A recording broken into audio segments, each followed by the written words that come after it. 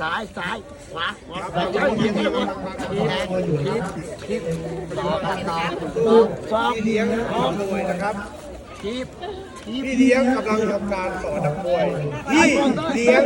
สอนนักมวยแค่พ่อมึงทำอะไรมึงบอกว่าอะไรพี่เลี้ยงสอนนักมวยมึงเป็นใคร นักมวย และไอ้โน่น พี่เลี้ยง แล้วมึงไปสอนมันได้ไงนะสอนมึง ผมไม่เคยมา ไม่รู้เรื่องห้ามเอาขึ้นครับผิดกติกาครับต้องให้นักมวยขึ้นเองครับ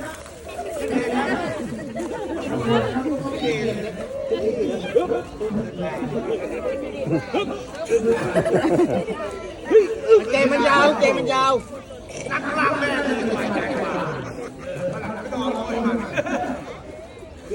นั่งรอ